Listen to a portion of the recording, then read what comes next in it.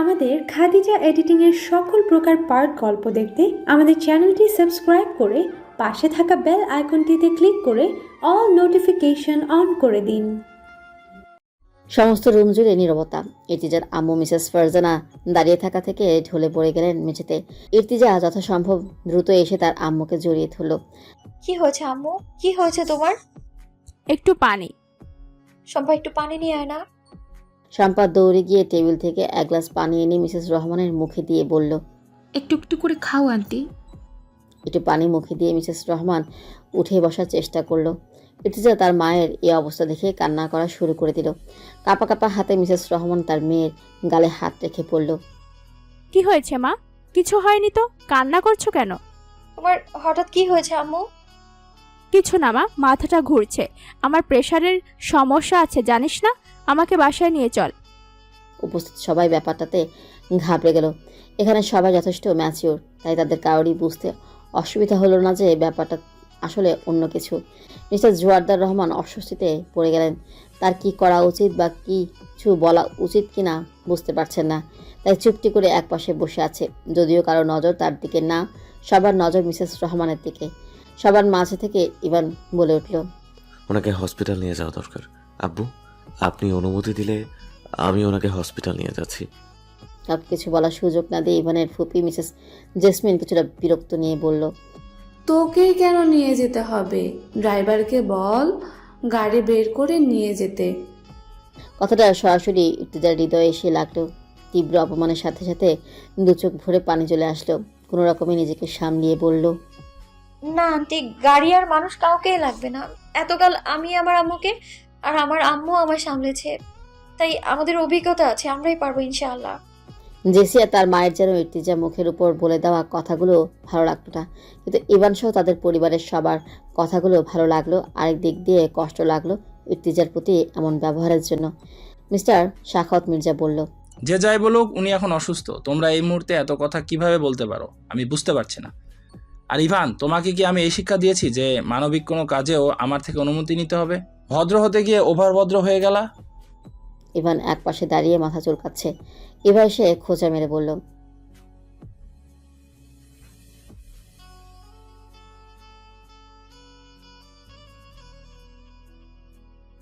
মির্জা সাহেব আবারও তাড়া দিলেন যেন তাকে হসপিটালে নিয়ে যাওয়া হয়, কিন্তু ইর্তিজার আম্মু বাধা দিয়ে বলল, না ভাই, আমি ভালো আছি। হসপিটালে যাওয়ার মতো আমার কিছু হয়নি, আমার কেবল বাসায় গেলেই হবে। মাছ থেকে জেসি বলে উঠল, না না মাম্মা, ওদেরকে যেতে দিও না। আমার বিচার শেষ হলেই কেবল যেতে পারবে। তা তো অবশ্যই মামুনি। মনে হচ্ছে এই মহিলা পালানোর জন্যই অসুস্থতার ভান করছে। তা না হলেও হসপিটালে যেতে চাচ্ছেন না কেন? বাসায় যেতে চাচ্ছে, বাসায় তো যাবেন। তার আগে বিচার করা হোক, তারপর চিন্তা করবেন না। আপনাকে কেউ এই বাড়িতে রেখে দেবে না। বেশ অহংকার নিয়ে কথাগুলো বলল জেসির আম্মু। ইর্তিজার আম্মু চোখ বন্ধ করে এসব কিছু সহ্য করছে। সে জানে তার মেয়ে যদি একবার দেখে যে তার মায়ের চোখে পানি, তাহলে সে পুরো পৃথিবীর সাথে যুদ্ধ করতেও রাজি। তাই নিজেকে স্বাভাবিক রাখার চেষ্টা করলো আর নিজের কষ্ট চোখের পানি লুকানোর চেষ্টা করতে থাকলো। উপস্থিত কেউই যে কিছু বলবে সেটারও সুযোগ পাচ্ছে না। তাও ইভান নিজ স্বরে বলল, ফুপি, কোনো ভালো মন মানসিকতার মানুষ কাউকে এভাবে বলতে পারে না।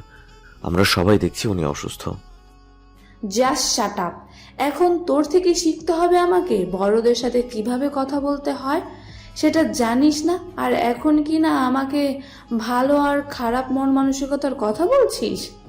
বড়দের সাথে কিভাবে কথা বলতে হয় সেটা এই কয়েকদিন আপনার মেয়ে থেকে শিখে নিয়েছে আন্টি। কথা বলেই মুচকে হাসলো ইভার সাথে দাঁড়িয়ে থাকা শম্পা। সাথে ইভাও কিঞ্চিত হাসলো, যদিও ইচ্ছে করছে হো হো করে হাসতে, কিন্তু পরিস্থিতি হাতের নাগালের বাইরে। জেসির আম্মু মিসেস জেসমিন আরও কিছু বলতে নেবে, অমনি তার হাজব্যান্ড মিস্টার জোয়ারদার রহমান ধমকের স্বরে বলে উঠল, চুপ করবে এবার সবাই। তোমাদের নাটকগুলো আর দেখতে ইচ্ছে করছে না। কিছু করার থাকলে ওদেরকে বিদায় করো। ওনার বলা লাস্ট কথাটাতে জেসিয়া তার আম্মুর একটু ভালো লাগলো, কিন্তু ইর্তিজার মায়ের একদম হৃদয়ে এসে লাগলো। এভাবে বলতে পারলেন উনি? এতটা অসহ্যকর আমরা? ইর্তিজার মায়ের হাতটা শম্পার হাত দিয়ে স্ট্রং হয়ে দাঁড়িয়ে বড় করে একটা নিঃশ্বাস নিয়ে বলল, আঙ্কেল, আমরা আপনাদের এখানে থাকতে আসিনি, আমাদেরকে ডেকে আনা হয়েছে। কারো বাসায় ডেকে এনে এভাবে অপদস্থ করাটা কোনো ভদ্র মানবের কাজ হতেই পারে না। যাই হোক, সবাই শান্তিতে বসুন, তারপর আমার বিচারটা করুন। আমি আপনাদের এখান থেকে বিদায় হচ্ছি। ইর্তিজার কথায় ইভানের বুকের ভেতর হাহাকার করে উঠল। নিজের প্রতি ধিক্কার জানাচ্ছে এটা ভেবে যে কেন এতটা ভদ্র হতে গেল, যেই কারণে ইর্তিজার হয়ে কিছু বলতে পারছে না বাবা মায়ের সামনে আর বড়দের সামনে। সবাই তো আর স্ট্রং পার্সোনালিটি হয় না। আল্লাহ সবাইকে একই রকমের সৃষ্টি করে নাই, এক একজন এক এক বৈশিষ্ট্যের হয়। সবাই সুন্দর করে বসে ঝামেলা শেষ করার জন্য প্রস্তুতি নিল। ইর্তিজার এবার ভীষণ লজ্জা লাগছে নিজের কৃতকর্মের জন্য, কারণ এখন ওই দিনের ঝামেলার পুরো ঘটনা বর্ণনা দিতে হবে আর সবাই সবটা শুনবে। নিঃসন্দেহে একটা ভালো মেয়ের জন্য এটা লজ্জাজনক। মিস্টার সাখাওয়াত বললেন, জেসি বলো, তোমার কি বক্তব্য? কিসের বিচার চাচ্ছ তুমি? ইভান ভাইয়া আমাকে থাপ্পড় মেরেছে।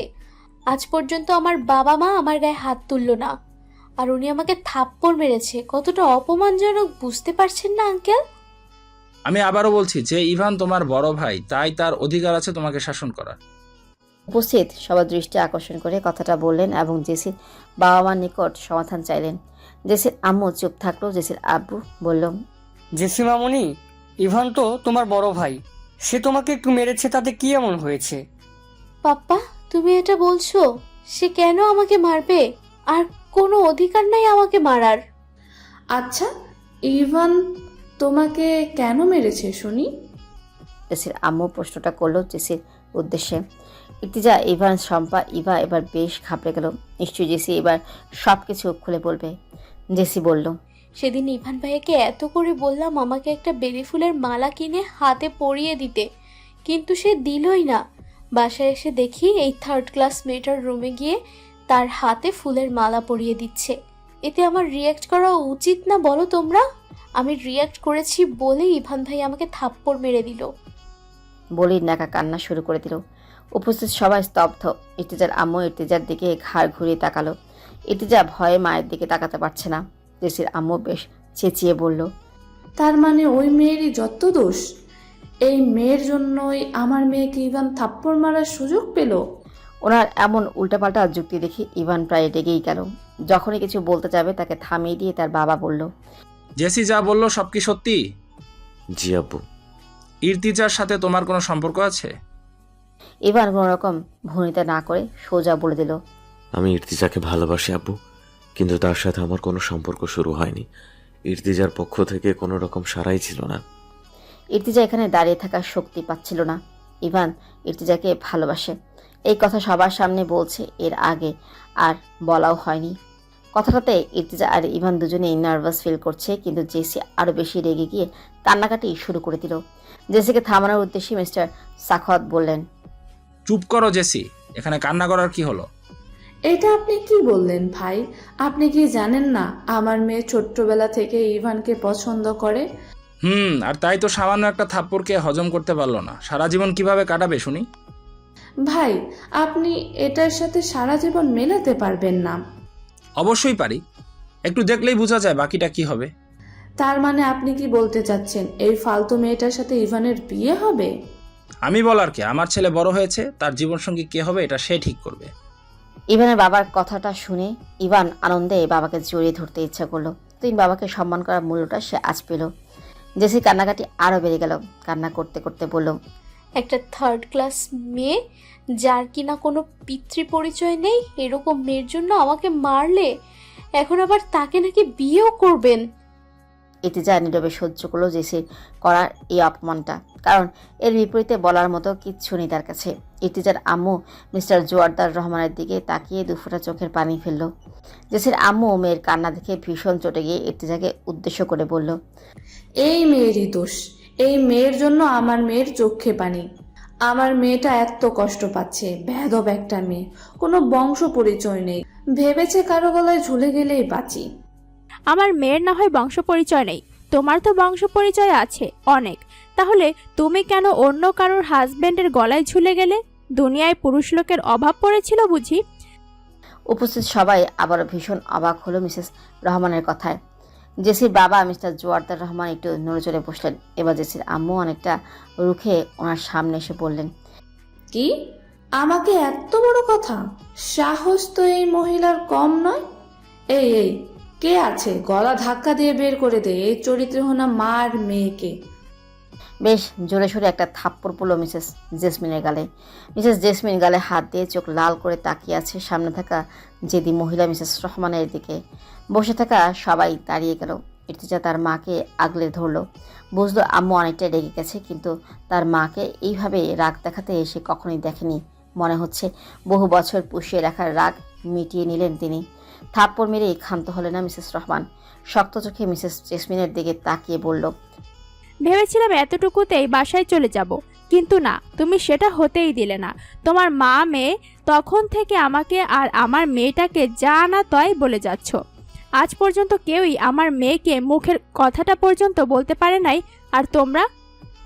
জেসির দিকে তাকিয়ে বলল, আর এই যে মেয়ে, শোনো, আমার মেয়ে 3rd ক্লাস না, আমার মেয়ে পিতৃ পরিচয়হীন না, বরং পিতার পরিচয় দিতে আমার মেয়ের লজ্জা লাগে। এমন চরিত্রহীনা পিতার পরিচয় আমি আমার মেয়েকে কখনোই দিইনি। না চাইতো মিস্টার জোয়ার্দার রহমান চলে ধমক দিয়ে বলল, ফারজানা, স্টপ দিস। এই তুমি এই মহিলার নাম জানো কিভাবে? নাম ধরে ডাকছো যে? কি হয়েছে বলো না কেন? শার্টের কলার চেপে চেঁচিয়ে জিজ্ঞেস করছে মিসেস জেসমিন, কিন্তু মিস্টার জোয়ার্দার চুপ করে আছে। তিনি নিজেই ফেঁসে গেল। সবচেয়ে বড় ধাক্কা খেলো ইর্তিজা। সে ভেবেই পাচ্ছে না এই লোক তার আম্মুকে হঠাৎ নাম ধরেই বা কেন ডাকবে। ইর্তিজা প্রায় কান্না করেই দিল। কান্না করতে করতে মাকে বলল, আম্মু কি হয়েছে, এটা কি বলো না আমায়।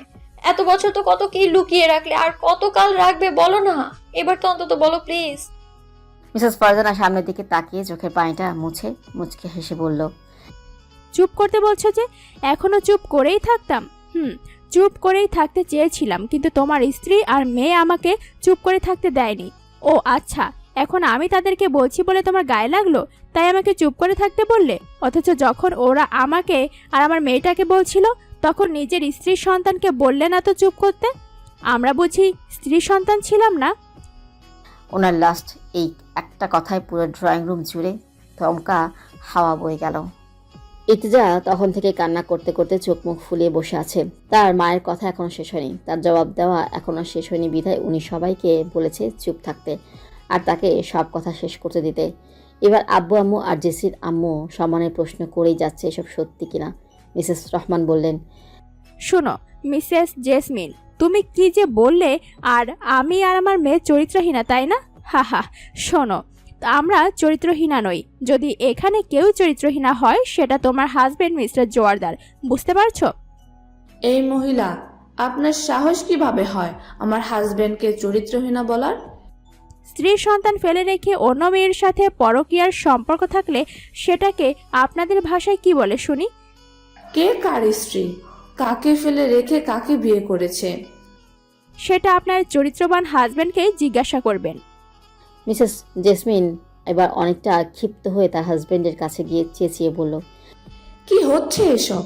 এই মহিলা এসব কি বলছে? আমি কিছুই বুঝতে পারছি না তো। মিস্টার জোয়ারদার এবারও চুপ করে আছে। তার মুখ থেকে কোনো শব্দই বের হচ্ছে না। তাকে দেখে মনে হচ্ছে উনি বাক প্রতিবন্ধী, কথা বলতে পারে না। হাজবেন্ডের সাথে অনেক জোরাজোরি করেও কিছু বের করতে না পেরে জেসমিন আবারও ছুটল মিসেস রহমানের কাছে। ইভানের বাবা এবার মুখ খুলে বলল, আপা, বলবেনই যখন, তখন আপনিই না হয় ব্যাপারটা পরিষ্কার করে বলেন। কি আর বলবো ভাই, লজ্জার কথা। সামনে এতগুলো ছোট সন্তান আমাদের, তাদের সামনে এসব কথা বলতেও আমার ঘৃণা লাগছে, কিন্তু উপায় নেই, বলতেই যে হবে। ইর্তিজা এবার তার মাকে ঝাপটে ধরে বলল, আম্মু তোমায় বলতেই হবে, ক্লিয়ার করে বলো সবকিছু, প্লিজ বলো। এই যে সামনে দাঁড়িয়ে আছে ভদ্রলোকটা, যাকে সবাই ভদ্রলোক হিসেবে জানলেও আমি জানি অন্য কিছু। এই মহামানবটাই তোর বাবা ইর্তু, যার জন্য এতটা দিন তোকে এত যন্ত্রণা সহ্য করতে হয়েছে। এই পুরুষটাই আমার প্রাক্তন হাজবেন্ড। আমি তার প্রথম স্ত্রী। তোর যখন 1 বছর বয়স, তখন সে যে আমার থেকে পালিয়েছে, সেদিনের পর আজ আমি তার দেখা পেয়েছি। উপস্থিত সবাই বাকরুদ্ধ হয়ে তাকিয়ে আছে। ইর্তিজা চিৎকার করে উঠল এবার। সে কখনোই তার বাবাকে এই রূপে দেখতে চায়নি। সে তার বাবাকে অতি উঁচু স্থানের জায়গা দিয়ে রেখেছিল, কিন্তু সে কিনা একজন প্রতারক। কিন্তু বাবা তো তার শুধু মনে হচ্ছে এতদিন বাবার খোঁজ না পেয়েই ভালো ছিল, কিন্তু এখন তো মানুষ বলবে তার বাবা একজন প্রতারক। মানুষ না বলেও তার নিজের মন তো বলবে। ইর্তিজা মেঝেতে লুটিয়ে পড়ল। অন্যদিকে জেসি আর তার আম্মু প্রায় খেপে গেল। জেসি চেঁচিয়ে বলছে সে এসব বিশ্বাস করে না, এই মহিলা মিথ্যে বলছে। কিন্তু যখন দেখলো তার পাপাও কোনো প্রতিবাদ করছে না, তখন বুঝে নিল হয়তো সবটাই সত্যি। আর তখনই চোরের মার বড় গলা হয়ে গেল। জেসমিন চেঁচিয়ে বলে উঠল, নিশ্চয়ই তোমাদের ডিভোর্স হয়ে গেছে, তো এখন কি চাই তোদের? কোনো রকমের অধিকার চাইবি না তোরা মা মেয়েরা, বেরিয়ে যাই বাড়ি থেকে। ইর্তিজা এক ধ্যানে তাকিয়ে আছে এই বিশ্রী মহিলাটার দিকে। যেমন বিশ্রী ব্যবহার তার, তেমন বিশ্রী মন মানসিকতা। জেসমিনের এমন কথায় মিস্টার সাখাওয়াত মির্জা মৃদু ধমক দিলেও সে থেমেনি। সে তার গানই গাইছে। এবার খুব বিশ্রীভাবেই বলল, তুই এসেছিস আমার হাজবেন্ডকে নিতে, আর তোর মেয়ে এসেছে আমার মেয়ের ভাগ বসাতে। দুটো একই চরিত্রের। ইভান এবার কিছুটা জোরেই বলল, উল্টোটা হবে ফুপি, তুমি ওই আন্টির হাজবেন্ডকে নিয়েছো, আর তোমার মেয়ে চাচ্ছে তারই মেয়ের মাঝে আসতে। তবে মনে রেখো, তোমার হাজবেন্ডের চরিত্র সমস্যা ছিল বলে এমন ভালো মহিলাকে রেখে তোমার কাছে হয়ে গেছিল, কিন্তু আমার চরিত্র আর রুচি এতটাও খারাপ হয়নি যে লক্ষ্মী রেখে এমন শাকচুনিকে চয়েস করব।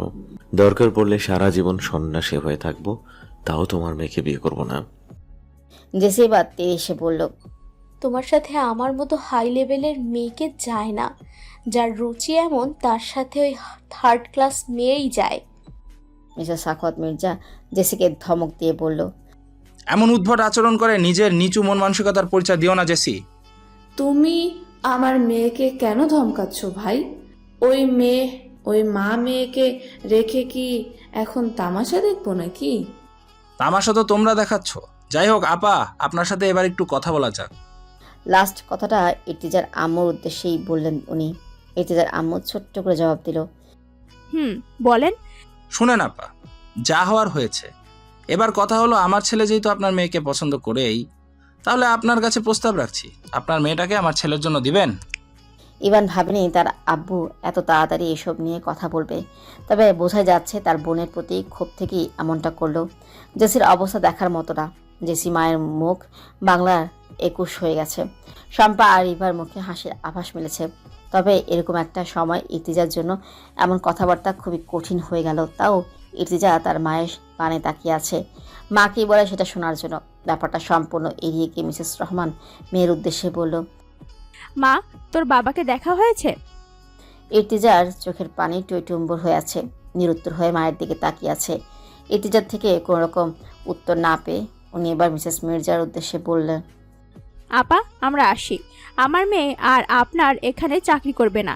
ইর্তিজা, চল, বাসায় যেতে হবে। মিস্টার সাখাওয়াত মির্জা প্রস্তাব ইনডিরেক্টলি নাকচ করাতে উনি বেশ অপমান বোধ করলো। তাই উনি আর কথা না বাড়িয়ে নিশ্চুপ হয়ে আছে। ইভানাটা বাধ্য হয়েই বলল, আন্টি বাসায় যাবেন মানে? আব্বু যে বললো কিছু তো বলেন, আর প্লিজ না করবেন না। ইভানের আম্মু এবার বলল, আপা, ইর্তিজার থাকবে না এখানে? এটা কি বলছেন আপা? এটা কি ভাবে হয়? মেয়েটার প্রতি কতটা মায়া জমে গেল। শুনেন আপা, আমার মেয়ের জীবনে তাকে কখনো আমি চোখের পানিটুকু পড়তে দেইনি কোনো কিছুর জন্য। যদি আমার মেয়ে কখনো কান্না করে থাকে তাহলে সেটা তার বাবার জন্য। আর আজ আপনার এখানে আমার মেয়ে একটু ভালো থাকার জন্য এসেছিল, কিন্তু সে তার সম্পূর্ণ ভালো থাকাটাই হারালো। এতদিন যে কুৎসিত অতীতটা মেয়েটার থেকে লুকিয়ে রেখেছিলাম, আজ সেটাও উন্মোচন হলো। আজকের মতো এত দুঃখ কষ্ট আর কান্না আমার মেয়ে আর কখনোই পায় নাই। তাই আজকেই যেন এইটা প্রথম আর শেষ দিন হয় আমার মেয়ের জন্য, এটাই আমার চাওয়া। আপনাদের এখানে থাকলে আমার মেয়ে কতটা ভালো থাকবে সেটা আমি মা হয়ে বুঝে গেছি। আর রইল বিয়ে, আপনারা সবাই রাজি থাকলেও আমি আমার মেয়েকে এই পরিবারে বিয়ে দিতে রাজি না, এবং এটা কখনোই সম্ভব না। এই পরিবারের ত্রিসীমানায় আর আমার মেয়ের ছায়াও আমি পড়তে দিব না। একপাশে এলোমেলো হয়ে বসে থাকা ইর্তিজা এবার চোখ তুলে মায়ের দিকে তাকালো। মায়ের মুখ কঠিন থেকে কঠিনতর হয়ে আছে। এবার ইভানকে একবার দেখলো। বোঝাই যাচ্ছে ইভানের মনের অবস্থা। এতটা এগিয়ে যাওয়ার পরেও প্রিয় মানুষকে না পাওয়ার যন্ত্রণা কতটা তীব্র সেটা কেবল তারাই জানে, যাদের প্রিয় মানুষকে পেয়েও অল্প ভুলের জন্য কিংবা অন্যের ভুলের জন্য হারিয়ে ফেলে। মিসেস ফারজানা থমকে বললেন, কি হলো, এখনো বসে আছিস কেন? চলে আয়। ইর্তিজা এলোমেলো পায়ে কয়েক পা এগিয়ে গিয়ে বলল। আম্মু, আমি একটু ওর সাথে কথা বলতে চাই। মেয়ের মনের অবস্থা একজন মা ভালো করেই বুঝতে পারে, তাই তিনি মুখের কঠিন ভাব বজায় রেখেই বললেন। Just 2 minute. পেছন ফিরেই সবার মাঝে দাঁড়িয়ে থাকা মিস্টার জোয়ার্দার রহমানকে দৌড়ে গিয়ে জড়িয়ে ধরল ইর্তিজা। মায়ের কাছে অনুমতি নেওয়ার সময় উনি বলাতে ইভান সহ সবাই ভেবেছিল হয়তো ইভানের কথা বলছে, কিন্তু এখন এমন কাণ্ডে সবাই চমকে উঠল। ইর্তিজা এসব পরোয়া করলো না। সে বহু বছর পর পাওয়া বাবাকে খুব যত্নে জড়িয়ে ধরে কান্না করতে থাকলো। আকস্মিক ঘটনায় মিস্টার জোয়ার্দার রহমানও বেশ চমকালো। এই মুহূর্তে মেয়েটার জন্য তার বেশ মায়া হচ্ছে। এমন সময় হিংসায় জর্জরিত হয়ে জেসি এসে ইর্তিজার হাত ধরে টেনে ধরে বলল। এই ছাড়, তুই আমার বাবাকে জড়িয়ে ধরেছিস কেন? এটা শুধু আমার পাপ্পা। একটু জড়িয়ে ধরতে দে না বোন, এতদিন তো তুমিই পেয়েছো বাবার আদর, আমি তো আর কেড়ে নিচ্ছি না। শম্পা প্রায় কেঁদেই দিল ইর্তিজার এমন পাগলামো দেখে। এই মেয়েটা বাবার জন্য কত কি করেছে, কত কটুবাক্য, কত আনন্দ উল্লাস, কত স্বপ্ন, কত আশা আকাঙ্ক্ষা বাদ দিয়েছে। এই সব কিছু সাক্ষী একমাত্র শম্পা। ইর্তিজা আহাজারি শুনে জেসি ফের বলল। ছাড়, ন্যাকা কান্না করবি না একদম।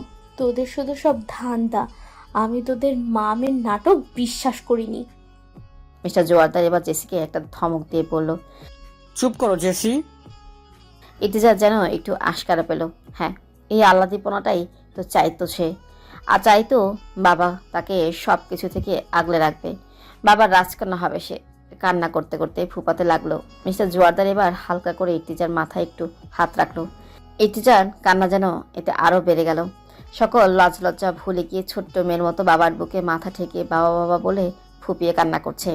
বাবা মাথায় হাত রাখা একটু ভরসা পেয়ে বাবার প্রতি থাকা সব অভিযোগে ঝুলি নিয়ে বসলো। জানো বাবা, সেই ছোট্ট কাল থেকে মাকে কতবার তোমার কথা জিজ্ঞেস করেছি, কিন্তু মা তো তোমার ব্যাপার কিছু বলেই নি আমায়। জানো, তোমাকে এক নজর দেখার জন্য আমার চোখ দুটো কত অধীর আগ্রহে থাকতো, কিন্তু তোমাকে এইভাবে দেখতে চাইনি বাবা। যেন সবাই আমায় কত কথা শোনাতো তুমি নেই বলে। তুমি কেন এই নরকে আমাদের ছেড়ে চলে গিয়েছিলে? কি দোষ ছিল বাবা আমার? তুমি চাইলে পারতে আমাদেরকে সুন্দর একটা জীবন দিতে, বলো পারতে না বাবা? মিস্টার জোয়ার্দার রহমান চুপ করে আছে। তার কাছে যে কোনো প্রশ্নের উত্তরই জানা নেই। ইর্তিজা তার বাবার বুক থেকে ঢোলে মেশাতে পড়ে চিৎকার করে বলে উঠল। শুনো, পৃথিবীর নিষ্ঠুরতম মানুষজন যারা আমাকে বলতে আমি পিতৃ পরিচয়হীনা, দেখো তোমরা, আমি পিতৃ পরিচয়হীনা না। আমার বাবা আছে। এই যে এই সুদর্শন পুরুষটাই আমার বাবা, যে আমায় জন্ম দিয়েছে, কিন্তু পিতৃতান্ত্রিক কোনো আনন্দ দেয়নি আমায়। এটার দোষ তার নয়, এটা আমার কপালের দোষ। আমার কপালে ছিল না। ইর্তিজার আহাজারিতে পুরো ড্রয়িং রুম স্তব্ধ। কেউ গিয়ে তাকে সান্ত্বনা দিবে সেটাও পারছে না, কারণ এক একজন ইর্তিজার এমন অশান্ত রূপ দেখে হতবাক হয়ে তাকিয়ে আছে। ইভান তার কষ্ট ভুলে গিয়ে ইর্তিজার দুঃখে দুঃখিত হয়ে ঠায় দাঁড়িয়ে আছে। এলোমেলোভাবে মেঝেতে বসে থাকা ইর্তিজার মাথায় দ্বিতীয়বারের মতো হাত রেখে মিস্টার জোয়ার্দার বললেন। আমাকে ক্ষমা করিস মা, আমি চাইলে তোকে সুন্দর একটা জীবন দিতে পারতাম। ভীষণ আফসোসের স্বরে কথাটা বলেই উনি ড্রয়িং রুম ত্যাগ করে চলে গেলেন। ইর্তিজা এখনও ওইভাবেই বসে আছে। কিছু সময়ের জন্য কান্না থামিয়ে মায়ের দিকে তাকিয়ে বলল। আম্মু, আমার সব কষ্ট শেষ। দেখেছো, উনি আমাকে মা বলে ডেকেছে, এতেই হবে আমার। আমার আর কিচ্ছু চাওয়ার নেই। চলো না, বাসায় চলে যাই আমরা। শম্পা এসে হাত ধরে ইর্তিজাকে উঠতে সাহায্য করলো। শম্পার দিকে তাকিয়ে মুচকে হেসে বলল। আমি ঠিক আছি রে। চোখ মুছতে মুছতে শম্পা বলল। আমি তো জানি আমার ইর্তু পাখি অনেক স্ট্রং। এবার বিদায়ের পালা। বিদায় নিতে হবে যে তাদেরকে। এখানে থাকার কোনো পরিস্থিতি নেই ওদের। ইর্তিজা মিস্টার মির্জা আর মিসেস মির্জার কাছে গিয়ে বলল। আন্টি আঙ্কেল, আমাদের জন্য আপনাদের বাসায় এত ঝামেলা হলো, আমি খুব দুঃখিত। আমরা আসি এবার। মিস্টার মির্জার নিচের দিকে তাকিয়ে আছে এক দৃষ্টিতে। মিসেস মির্জা ইর্তিজার মাথায় হাত বুলিয়ে দিয়ে বলল। দোয়া করি মা, অনেক ভালো থাকো। নিঃশব্দ চোখের পানি মুছে নিয়ে ইভার সামনে এসে দাঁড়ালো। মুহূর্তে ইভা জড়িয়ে ধরল ইর্তিজাকে।